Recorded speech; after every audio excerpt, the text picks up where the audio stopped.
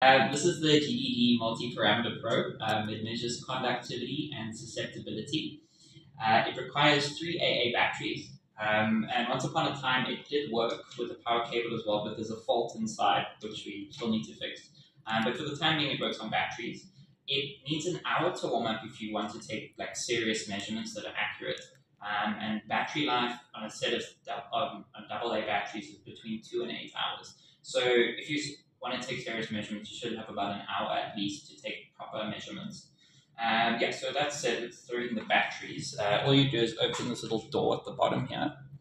It just simply twists. You take it out.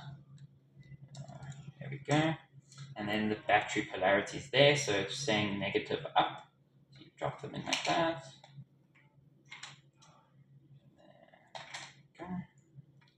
Close it. Cool. And then if we switch it on over here, you should see the battery indicator. There we go. The batteries are working. So then you switch it on, and it says it's a Wi-Fi probe. So you can connect to this with, well, you have to connect to this with Wi-Fi. So if you switch it on, and then grab your phone or your laptop.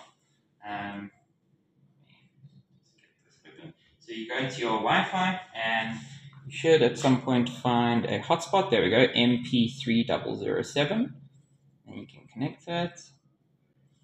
And the modern phones will tell you it's got no internet connections. What you're also going to need to do is turn your data off, or else it won't connect.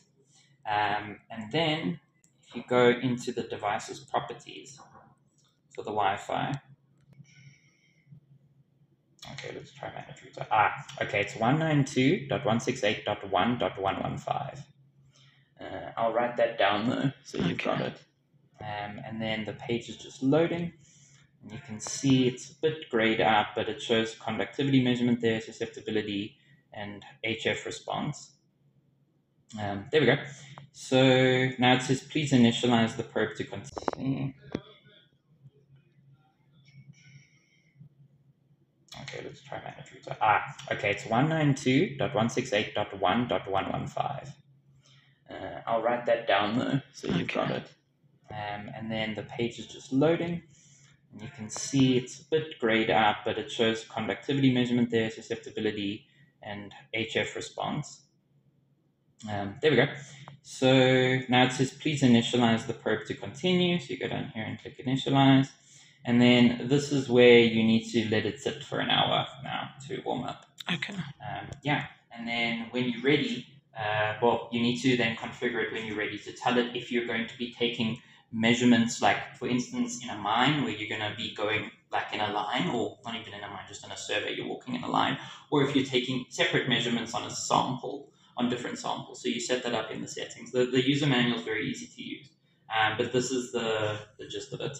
Okay. So yeah, you give it a name and a code, or your core ID even, yeah, so you can tell it which cores or what. Okay. Yeah, and that's basically it. And then to measure, I think I haven't played this with this too much, but I believe if you want to measure, you just press down. I don't know, it's still initializing. Okay. But yeah, to press measure, I think it's either stamp. Yeah, I think it's stamp. Okay. But yeah, have a look at the manual.